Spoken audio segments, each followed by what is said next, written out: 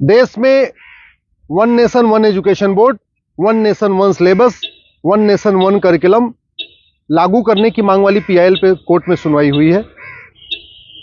हमने ये मांग किया है कि राइट टू एजुकेशन एक्ट को बदल के राइट टू इक्वल एजुकेशन बनाया जाए और पूरे देश में सिलेबस कॉमन किया जाए। बंगाल वाला बंगाली में पढ़े, गुजरात वाला गुजराती में पढ़े, महाराष्ट्र वाला मराठी में पढ़े, तमिलनाडु वाला अपनी तमिल में पढ़े, लेकिन सिलेबस और करिकुलम एक समान होना चाहिए। फिजिक्स का, केमिस्ट्री का, मैथ का, जूलॉजी का, बॉटनी का, इंग्लिश का, हिंदी का, संस्कृत का, ये सारे सिलेबस कॉमन होने चाहिए पूरे देश में। और वो इसलिए जरूरी है क्योंकि सारे के सारे कॉम्पिटिटिव जो एग्जाम हो रहे हैं उनका पेपर एक हो रहा है। इंजीनियरिंग का एक ही एग्जाम होता है पूरे देश के लिए, मेडिकल का एक ही एंट्रेंस एग्जामिनेशन होता है पूरे देश के लिए, एनडीए का एक ही एग्जाम होता है पूरे देश के लिए। इसी तरीके से आईएएस का जो पेपर होता है वो सबके लिए कॉमन होता है, पीसीएस का पेपर सबके लिए कॉमन होता है, बैंक का पेपर सबके लिए कॉमन होता है, रेलवे का पेपर सबके लिए कॉमन होता है। और अब तो यूनिवर्सिटी में एडमिशन के लिए कॉमन जो सीयूईटी हो रहा है वो भी सबके लिए एक पेपर कॉमन है। अब जब एंट्रेंस एग्जामिनेशन का पेपर एक है तो फिर अलग अलग सिलेबस क्यों पढ़ाया जा रहा है? सीबीएसई कुछ अलग पढ़ा रहा है, आईसीएसई कुछ अलग पढ़ा रहा है, यूपी बोर्ड अलग पढ़ा रहा है, बिहार बोर्ड अलग पढ़ा रहा है, बंगाल बोर्ड अलग पढ़ा रहा है। और सारी पढ़ाई करने के बाद जब बच्चा जाएगा एग्जाम देने, उसके लिए सबके लिए एक पेपर होगा। अगर पेपर सीबीएसई के पैटर्न पे सेट होता है तो बाकी स्टेट बोर्ड वालों को इक्वल अपॉर्चुनिटी नहीं मिलती। अगर जो एंट्रेंस एग्जामिनेशन का पेपर है इंजीनियरिंग का, मेडिकल का, एनडीए का, बैंक का, रेलवे का, अगर वो आईसीएसई बोर्ड के पैटर्न पे होता है तो सीबीएसई बोर्ड वालों को और बाकी स्टेट बोर्ड वालों को फिर इक्वल अपॉर्चुनिटी नहीं मिलती।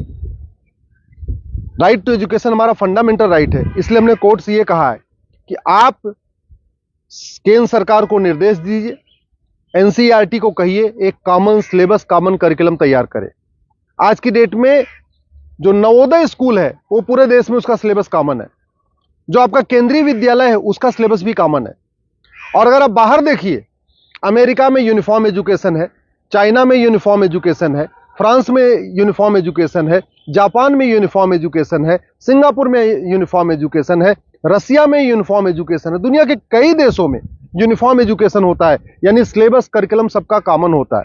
हमारे देश में सिलेबस अलग अलग चल रहे हैं, करिकुलम अलग अलग चल रहे हैं। इसके कारण बच्चा कितना भी अच्छा हो पढ़ने में, बिना कोचिंग के वो इंजीनियरिंग क्वालिफाई नहीं कर पाता।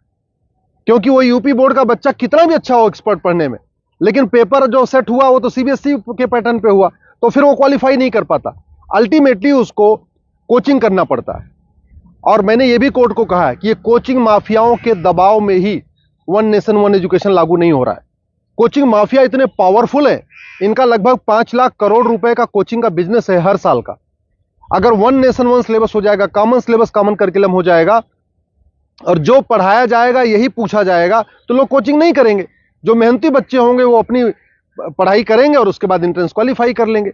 लेकिन ये कोचिंग माफियाओं ने ऐसा सिस्टम बना दिया है कि पहली बात तो वन नेशन वन सिलेबस नहीं होने दे रहे, वन नेशन वन एजुकेशन नहीं होने दे रहे, और दूसरा जो 10वीं 12वीं में पढ़ाया जाता है वो एंट्रेंस एग्जाम में पूछा नहीं जाता, जो एग्जाम में पूछा जाता है वो 10वीं 12वीं में पढ़ाया नहीं जाता। इसका मेन ये कारण है कि कोचिंग माफियाओं ने पूरे हमारे एजुकेशन सिस्टम को हाईजैक किया हुआ है।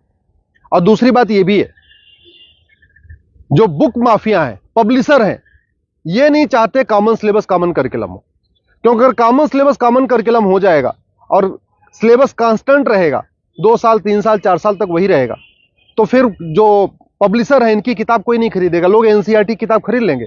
जो एनसीईआरटी छापेगा अगर वही लोग किताब में स्कूल में चलाएंगे तो एनसीईआरटी किताब 100 रुपए की मिलती है, प्राइवेट पब्लिशर उसको 500-1000 रुपए की बेचते हैं।